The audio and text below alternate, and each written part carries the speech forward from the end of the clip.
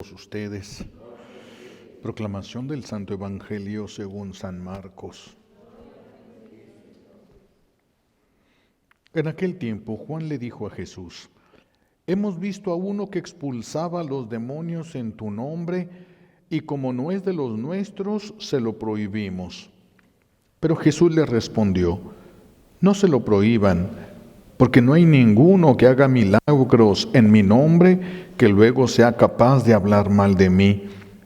Todo aquel que no está contra nosotros está a nuestro favor. Palabra del Señor.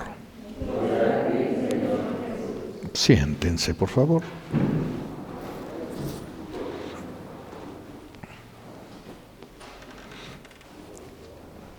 Gracias. Gracias.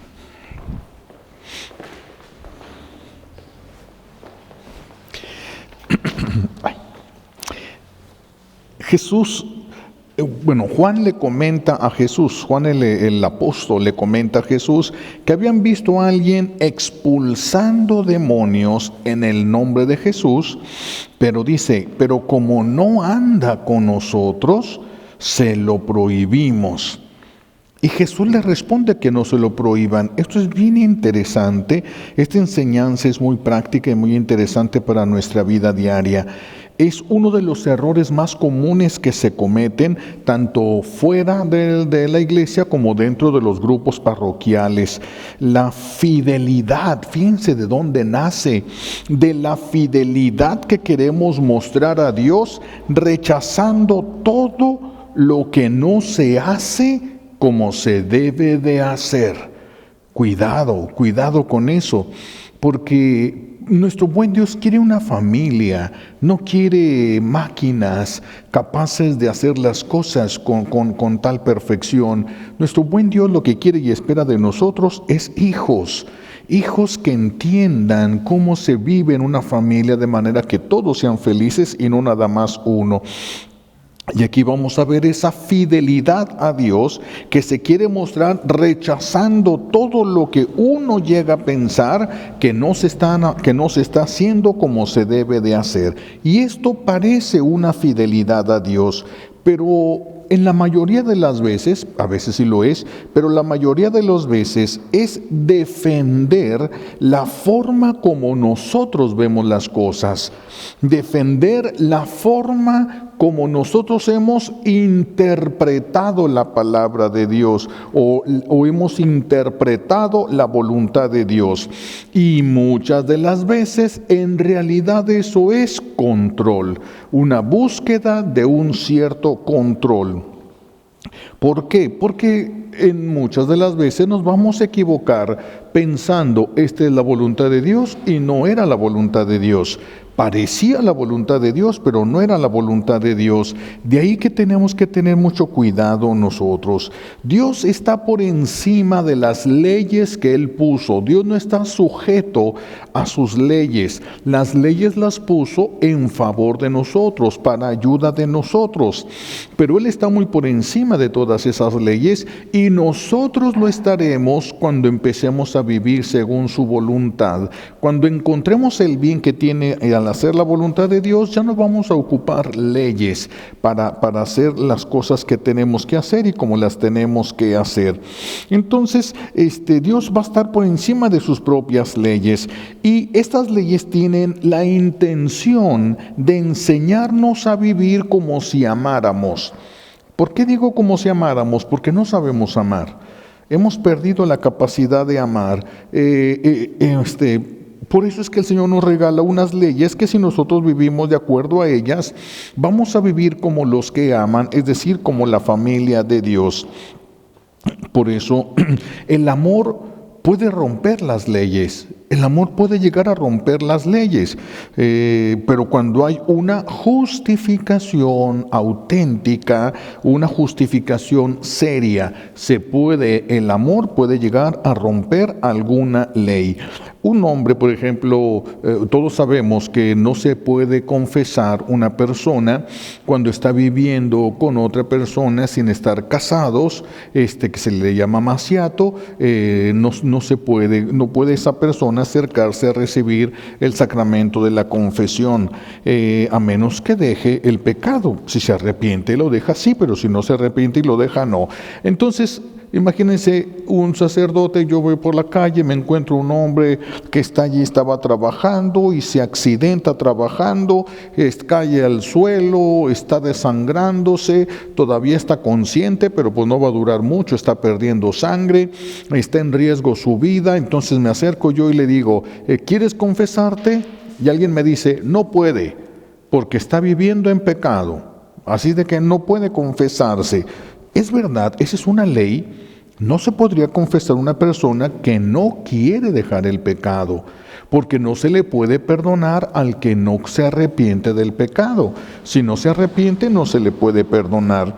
Así de que esa expresión sería, en cierta forma es verdad, pero en estos casos los sacerdotes no solamente podemos, sino que debemos romper las reglas. La persona esté bajo las circunstancias que esté, tenga lo que tenga y haya hecho lo que haya hecho, cuando la persona está en peligro de muerte, el sacerdote se puede brincar todas las reglas y puede ofrecerle a la persona la confesión, ¿verdad? Porque en el momento que pueda, ¿verdad? Ya sea que esté consciente o ya esté inconsciente, uno se acerca al oído y le pregunta. Dos cosas se hacen bajo condición. Primero, si me estás escuchando. Segundo, y si te arrepientes, yo te absuelvo, y quedan absueltos de sus pecados. Solamente en esos casos uno se puede brincar todas las trancas, se puede brincar todas las reglas. Entonces hay cosas que justifican. ¿Por qué? Porque no se trata de un cumplimiento ciego de la ley. No es lo que Dios nos está pidiendo, un cumplimiento ciego de la ley, sino conciencia de aquello que la ley busca. La ley nos está ayudando a qué. Cuando yo encuentro a qué me está ayudando la ley y me mantengo en el espíritu, eso se le llama el espíritu de la ley, me mantengo en el espíritu de la ley, es cuando la ley se puede llegar a romper. Por eso se dice que las excepciones confirman la regla. Por eso, porque se puede romper en ciertos casos cuando se rompería a través de la ley el amor. Entonces se rompe esa ley. Son casos concretos, les digo bien justificados. No es cualquier cosa que se le ocurra a una persona. El Evangelio nos muestra entonces uno de estos casos, y es precisamente un apóstol el que está haciendo esto. Nos muestra cómo una persona que creen que Dios puede hacer las cosas solo a una manera, que Dios tiene una sola forma de hacer las cosas. Cuando Dios tiene muchas maneras de actuar, muchas maneras de llamar a una persona, muchas formas Dios tiene de hacer lo mismo. Dios no está sujeto como nosotros somos criaturas, Él no lo es, Él es el creador. Entonces nosotros sí estamos sujetos a obediencia, Él no, Él es el que pone y quita las leyes.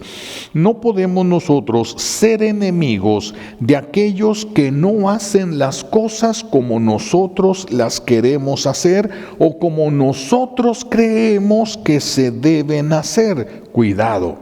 No podemos pretender ser enemigos de los que no están haciendo las cosas como se deben hacer, porque entonces estaríamos emitiendo un juicio, y entonces desprecio a la persona, me enojo con la persona, le niego la palabra a la persona. Entonces ya emití un juicio y ya fui el verdugo, puse la sentencia. No nos corresponde a nosotros emitir un juicio, porque no sabemos por qué las personas piensan como piensan, ni sabemos por qué las personas hacen lo que hacen. Vemos lo que hacen, pero no sabemos por qué lo hacen. Eso nos lleva a no poder emitir un juicio. Tal vez podamos decir, eso que hace es peligroso. Hasta ahí podemos llegar. No podemos llegar a emitir el juicio, la sentencia y aplicar la sentencia. Nosotros esos son funciones de Dios. Emitir el juicio y aplicar la justicia, eso le corresponde solamente a Dios y no nos corresponde a nosotros. Pero va a venir una tentación en nosotros de controlar las circunstancias y de buena fe. Estamos hablando aquí de una tentación que nace de la buena fe, querer hacer las cosas como yo pienso que Dios quiere. ¿Pero acaso Dios solo piensa como yo pienso? ¿Esto que yo pienso es lo único que piensa Dios? ¿Acaso mi manera tan limitada de pensar las cosas, ahí voy a sujetar a Dios y que no se mueva de ahí y que solo acepte esto? Cuidado. Yo no soy la medida de Dios, yo no soy la medida del pensamiento de Dios. Se nos va a estar presentando el enemigo de Dios porque él sabe muy bien esto y va a estar presentándonos esa tentación de tratar de tomar un control asfixiante. Hay veces que nos volvemos asfixiantes en la celebración eucarística, cuando las mamás que nunca habían llevado a su hijo a misa y ahora que lo llevan quiere que sean perfectos allí, que no hablen, casi que ni respiren fuerte, y a veces asfixiamos con nuestro deseo de lo que yo creo que debe de ser. Pero es lo que yo creo que debe de ser. Solamente es lo que una persona llega a creer, sí, que las cosas pueden. Y eso le empieza a poner ciertos límites a Dios y le empieza a decir a Dios la persona cómo es como debe ser. Y esto hace más difícil a los que nos rodean, les hace más difícil hacer la voluntad de Dios. La oración debería de ser un gusto. La oración debería de ser un encuentro alegre y gustoso. Empieza como una obligación porque a todos nos tenemos que ir acostumbrando de acuerdo a ciertas leyes. Eso está bien, que se legisla a fin de que todos podamos tener ciertos derechos, ¿verdad? Y ciertas limitaciones. Está bien eso no está mal. Incluso a nivel meramente humano. Ciertamente se puede, pero el problema es cuando nosotros queremos que todas las cosas se hagan solo de una manera y no existe otra manera de hacer las cosas. Nos empezamos a volver rígidos y nos puede empezar a faltar el amor. Ese es el problema. Por amor a Dios nos puede empezar a faltar el amor al prójimo y quiere decir que el amor a Dios no es auténtico, está mal empleado, está mal puesto, está mal ubicado. Sí, como aquellos que ven a alguien que le da de comer a un niño en la calle, está un niño ahí, se ve que es un niño muy pobre, y entonces se levanta, baja y le da dinero, y le dice a su amigo, aquello que empezaron a decir hace muchos años, me acuerdo, no le des pescado, enséñale a pescar. No le des pescado, enséñale a pescar. Y terminan sin darle pescado y sin enseñarle a pescar. Esa ley venía de Dios. Esa ley es lo que Dios quiere que se aplique. Se puede aplicar, pero en ciertos casos. Eso no es una ley rígida que le vamos a aplicar absolutamente a todas las personas. No cabe en todas las personas. No cabe, no lo pueden, no todas las personas están en las mismas posibilidades. Entonces vean cómo una ley, aunque sea verdadera y aunque pudiera tener una buena finalidad, es bueno decir, yo no te voy a dar de comer, pero te voy a enseñar a ganarte la comida. Eso es bueno. Pero muchas veces hay personas que cuando ven que otros están haciendo el bien, los bloquean, fíjense, esto es lo peligroso, los bloquean en el nombre de Dios.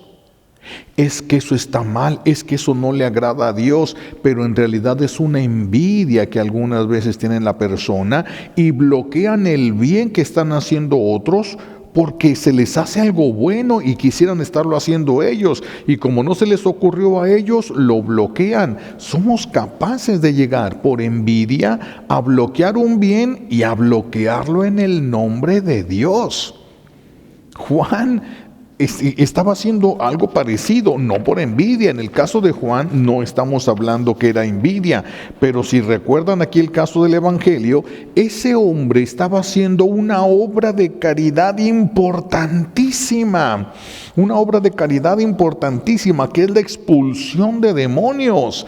Eso es una obra de caridad muy grande. Las opresiones hacen que la persona lleve una vida miserable, no importa el nivel social en el que se encuentre, ricos, pobres o lo que sea. La opresión hace que lleven una vida verdaderamente miserable. Que alguien les ayude a estas personas es una obra de caridad muy importante. La expulsión de los demonios. Y Juan, movido por la fidelidad a Jesús, le prohíbe a esa persona hacer el bien. Fíjense qué fácil nos podemos confundir. Le prohíben a esa persona hacer el bien, y si era la voluntad de Dios. Porque si no hubiera sido la voluntad de Dios, Jesús le hubiera dicho a Juan: hiciste bien. ¿Y qué le dijo? No se lo prohíbas. ¿Significa qué? Sí lo aceptaba Dios. Fíjense nada más. Podemos irnos contra la obra de Dios. Nosotros, movidos a veces por una rigidez mental, o movidos a veces por la envidia, o como quién sabe cuántas cosas pueden aplicarse aquí en todo esto. Pero aquí Juan lo hace por fidelidad a Dios en un concepto mal entendido. Solo los que han sufrido en su familia este tipo de obsesiones, de fijaciones, de opresiones, vejaciones y hasta llegar incluso a las posesiones, solo los que han sufrido esto en su familia saben el grado de sufrimiento que se lleva. No solamente la persona que sufre este tipo de daño espiritual, sino toda la familia queda afectada. Absolutamente toda la familia, aunque la persona afectada no tenga la intención, no puede no afectar a los que le rodean, siempre salen afectados. Este es un ministerio propio de la iglesia, porque Jesús mandó a sus apóstoles y les dijo: expulsen a los demonios. Es una orden que le fue dada a la iglesia. Expulsen a los demonios. Es el ministerio del exorcismo. Tristemente, el ministerio del exorcismo ha sido hecho a un lado, como si fuese un ministerio de segunda, y salió de la boca de Jesús: vayan y expulsen a los demonios, impongan las manos, sanen a los enfermos. Salió eso de la boca misma de Jesús. Y es un ministerio que ha sido muy frenado, muy olvidado, muy hecho a un lado, incluso por los que tienen autoridad.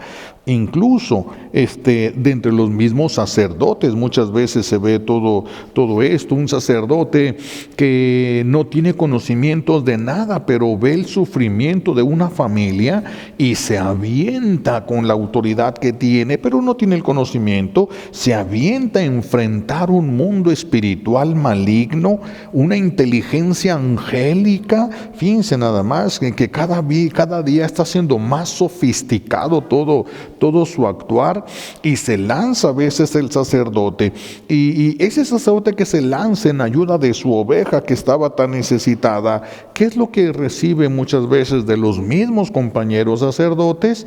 Ataques, críticas, cosas. No se deja hacer, pero tampoco lo hacen. No lo dejan hacer, pero tampoco lo hacen. Algunos son expertos en las cosas de las leyes y empiezan a sacar y poner todas las leyes que van sirviendo como trabas para todo esto, pero el problema es que no hacen ni dejan hacer. El problema es que aquí hay alguien que está sufriendo. Aquí ese es el problema, hay alguien que está sufriendo. Ese es el peligro de detener un bien porque no se hace como yo creo que debe de hacerse, porque no lo estoy haciendo yo y me está dando envidia o me está dando coraje. Aquí el problema es que por cualquier razón que sea, que uno detenga la acción de una persona y se deje de hacer el bien, no sería problema que alguien llegara y dijera: hey, le quiero a un sacerdote, no hagas esto, ni siquiera se hace así. Quítate, por favor. Voy a hacerlo yo, si quieres acompáñame. Perfecto. Pero no lo hagas tú, pero tampoco lo voy a hacer yo. Pero hay alguien que se quedó sufriendo y hay alguien que va a pagar ese sufrimiento. Hay alguien que va a pagar ese sufrimiento. Por eso tenemos que tener mucho cuidado cuando nosotros estamos trabajando en una parroquia. Si nosotros nos enojamos con una persona y presionamos y hacemos alianzas y empezamos a hacer el mal y corremos a una sola persona, tú debes el bien que esa persona iba a hacer allí. Tú lo debes. Tú lo sacaste, tú lo debes. ¿Lo hizo en otro lado? Sí, pero aquí se quedó alguien sin el bien que iba a recibir y alguien va a pagar ese sufrimiento que se provocó. Cuidado con esos celos que a veces son celos meramente humanos disfrazados de fidelidad a Dios al estilo de los fariseos. Cuidado, tenemos que tener mucho cuidado con eso, porque alguien puede salir perjudicado y nosotros tendríamos que pagar todo ese sufrimiento. Ciertamente hay reglas en todo esto, incluso en el ministerio del exorcismo también hay reglas. Hay sacerdotes que tienen mucha experiencia en todo eso y han ido poniendo ciertas normas, sí, cierto. Y hay muchas reglas básicas que ya se conocen que pretenden proteger también al sacerdote, pretenden proteger también a un laico que se esté lanzando en ayuda de sus hermanos, porque alguien puede pretender, sacerdote o no sacerdote, puede pretender ir más lejos de la potestad que tiene. Y si nosotros intentamos ir más lejos de la potestad que tenemos, nos dañamos, nos hacemos daño.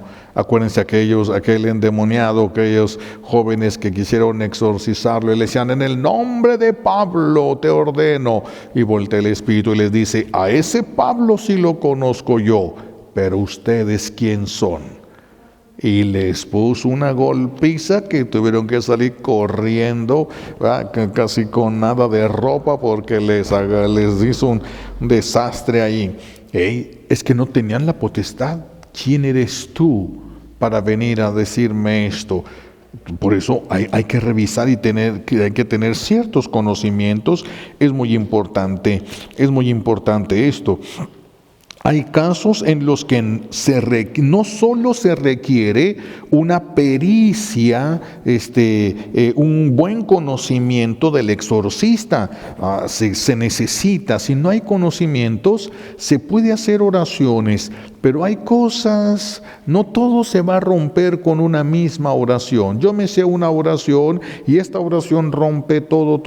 No todo se rompe con una sola oración.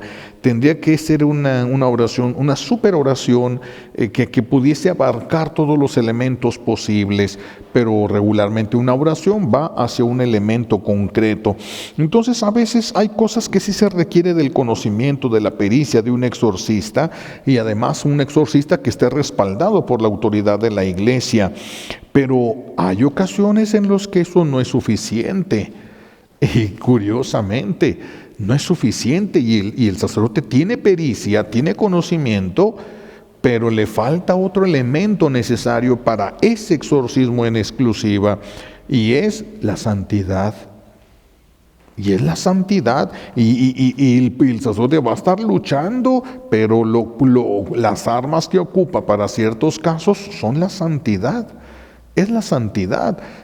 Por eso unos espíritus salen con unas oraciones y otros salen con otras oraciones. No todo, no es una oración que el que tengamos nosotros en la iglesia, que digamos esta oración va a servir para todo, a menos que tenga una estructura que todo lo abarque y todo lo vaya tocando de una manera adecuada. Solamente así. Entonces hay quienes basta con que tengan fe y con eso hacen liberaciones. Hay otros que ya no se ocupa la fe, se ocupa fe y conocimiento. Y si no tiene conocimiento, no lo va a sacar. Aunque tenga mucha fe, necesita el conocimiento. Y hay veces que se ocupa fe, conocimiento y santidad.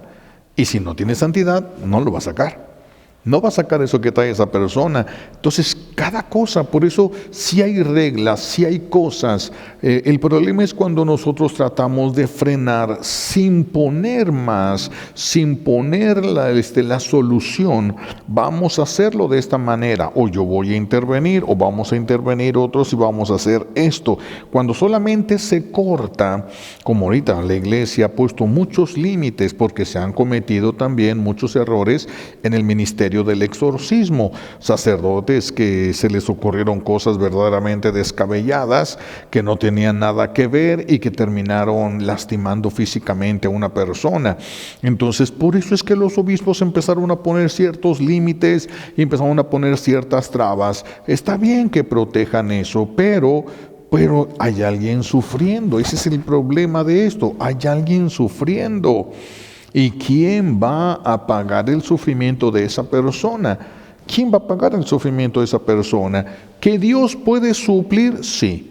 En algunos casos Dios puede suplir absolutamente todo. Puede suplir incluso la falta de fe del sacerdote. Puede suplir la falta de conocimiento del sacerdote. Puede suplir la falta de santidad del sacerdote. Él puede utilizar a quien Él quiera y como Él quiera. Y puede dar la profundidad que Él quiera, porque Dios está por encima de todas las leyes, pero nosotros sí estamos metidos en ciertas leyes. Entonces hay que cuidar nada más la intención y cuidar también que la persona que está sufriendo quede atendida. Si la persona no queda atendida, sí es un problema. Sí es un problema. Hacemos una oración de liberación, pero no le damos ningún seguimiento. Eso sí es un problema. Porque nadie se va a liberar en una oración. En una oración nos liberaremos de un daño, 2 daños, 3 daños, de un espíritu, 2 espíritus, 3 espíritus, pero la persona traía una legión y sacamos 3. Quiere decir que todavía va a seguir luchando con mucho más. Entonces, por eso esto es un ministerio. Esto es un ministerio, no es para pasarse un ratito agradable. Esto es un ministerio, no es nada agradable este ministerio, pero es necesario y forma parte de las órdenes que dejó Jesús. Exorcicen, expulsen a los demonios gratuitamente, dice el Señor. Así de que, ¿cómo vamos a saber todo esto? Hay muchas cosas que hablan ahorita de este ministerio del exorcismo, pero sobre todo es la santidad. La santidad es la base de todo en esto. La autoridad respaldada por la iglesia, sí, eso es sumamente importante, pero la santidad es un elemento muy importante para este ministerio. Y si alguien no llamado empieza a hacer oraciones de liberación y no está llamado, no está enviado por la iglesia, ni siquiera era la voluntad de Dios que esa persona se metiera a hacer oraciones de liberación. ¿Por qué lo hace? Porque al que le toca no lo está haciendo. Por eso lo haría. Porque si el encargado lo hace, aquel a quien Dios lo llamó, lo destinó, lo ungió, lo preparó, lo envió a través de la iglesia, le puso los conocimientos, no está haciéndolo. Tal vez desperdició el tiempo y ahorita no sabe nada, ni siquiera cultivó su fe. Sí, pero es a quien Dios le dio la gracia y es al que le va a pedir cuentas. Esto no es tan sencillo, por eso no se trata solamente de detener. Vamos a detener todo. Hay alguien sufriendo, ese es el problema. Hay alguien sufriendo por envidia, por coraje, por un celo malentendido de que se hagan las cosas bien conforme a la voluntad de Dios. Dejar sufriendo a personas por esto, se queda uno así como temblando. Hay que detener la forma de hacer a veces las cosas. Por eso, ¿qué es lo que les invitaría hoy a que pidamos al Señor? Pidamos la gracia de que nosotros nunca frenemos una gracia de Él. Que nosotros no seamos los que frenen una gracia de Dios, que no seamos obstáculo para la gracia de Dios, que no seamos los que le hacen la vida imposible a los que están haciendo la voluntad de Dios. Por buenas o malas intenciones, movidos por pasiones desordenadas, celos, envidia, coraje, qué sé yo, todo eso, o movidos por un amor mal entendido a Dios. Que no seamos de los que han hecho daño, de los que han detenido el bien y alguien se quedó sin ese bien. Yo no dejé que lo hiciera ni lo hice. Aguas, porque la persona que quedó sufriendo, alguien le va a pagar ese sufrimiento. ¿Alguien quién? El que tenga la culpa de todo esto. El que tenga la culpa. Por eso los obispos, y muy atinadamente lo han hecho muchos de ellos, ciertamente han frenado un sacerdote, pero han puesto al frente de todo esto 2, 3 sacerdotes para que se encarguen del ministerio. Bien, se le dan los elementos, las armas y aunque lo que siempre se le dice al sacerdote que los obispos ponen ahí para hacer oración, ¿cuáles son las recomendaciones? Que casi nunca ha faltado. Casi a veces es la única recomendación que les dan. ¿Cuál es? Haz lo que puedas. Porque como no hay mucho de esto, hazle como puedas. Busca, pregunta, investiga, no sé, haz algo. Ve creciendo en conocimiento y ponte a ayudarle a la gente. Pues sí, qué bueno, cuando se hace de esta manera, pues no hay ningún problema. Hay alguien encargado, hay alguien con autoridad, hay alguien enviado, hay alguien todo. Bien, de ahí ya sería discernir quién el Señor está llamando para ese ministerio también. Sí, perfectamente, todo esto se puede hacer. Pero sí tenemos que pedir la gracia de nosotros no frenar nunca un bien que venga de la voluntad de Dios, solo porque nosotros pensemos que debe ser diferente o por envidia. ¿Sí? Hay que pedir para esto el don del discernimiento. Esto que estoy frenando es Dios, es de Dios. Esto que estoy frenando yo iba a terminar en santidad o no. A veces simplemente frenamos porque se nos hace raro, frenamos porque no nos gusta mucho, pero no nos detenemos a discernir. Pidámosle al Señor el don del discernimiento para no frenar lo que es voluntad de Dios que se haga, y tal vez el que lo está haciendo es la persona indicada que lo haga, y si nosotros ejercemos una autoridad o ejercemos una presión sobre esa persona y esa persona deja de hacer lo que tenía que hacer, todo lo tendríamos que pagar nosotros. Podemos endeudar nuestra vida y luego, imagínense, si una persona acá tiene un don de sanación, y entonces como a mí me da envidia, yo le digo, no, te prohíbo que estés haciendo eso.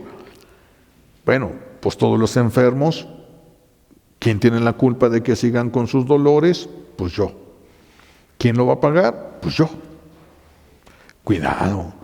Estas cosas nos pueden hacer mucho daño. Ahora, yo me enfermo y quiero que Dios me sane, voy a una misa de sanación con un padre que tiene un poderoso don de sanación, pero por culpa mía todas aquellas sanaciones están detenidas. ¿Cómo voy a recibir yo lo que yo estoy deteniendo allá? Por eso muchas personas no reciben las bendiciones que iban a recibir, porque son los que están deteniendo. La voluntad de Dios es darles lo que piden, pero como ellos están deteniendo la voluntad de Dios por otro lado, eso detiene la voluntad de Dios para con él. Vean qué peligroso es esto.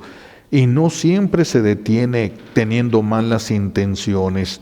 A veces se detiene toda lo que es la voluntad de Dios con una supuesta buena intención. Uno cree que está muy bien y hasta uno espera que el Señor nos aplauda, y no, las cosas como las hacemos a veces no son lo que resulta.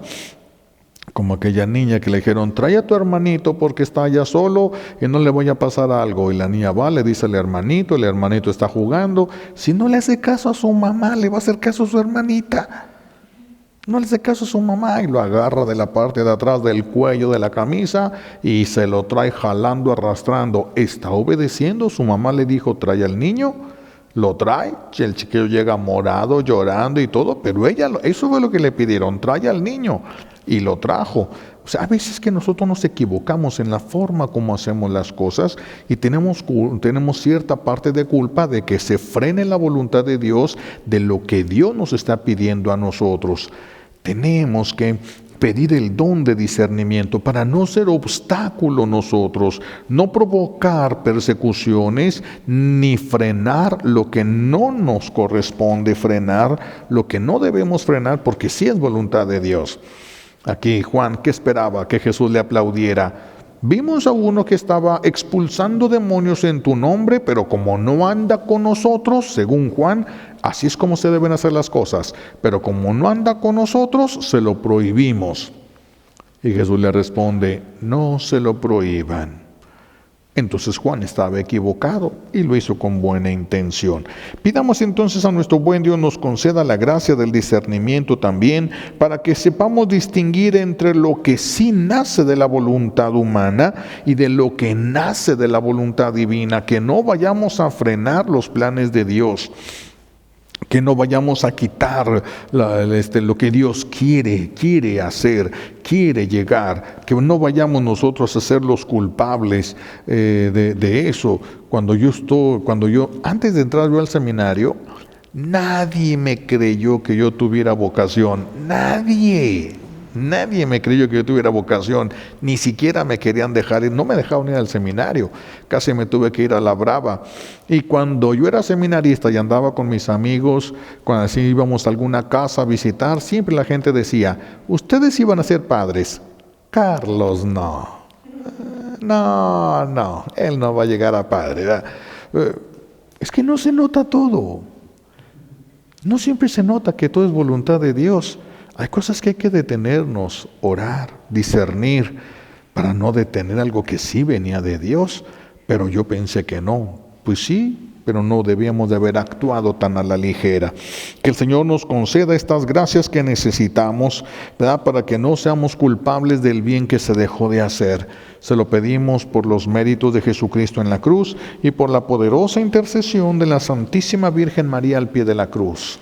Alabado sea Jesucristo.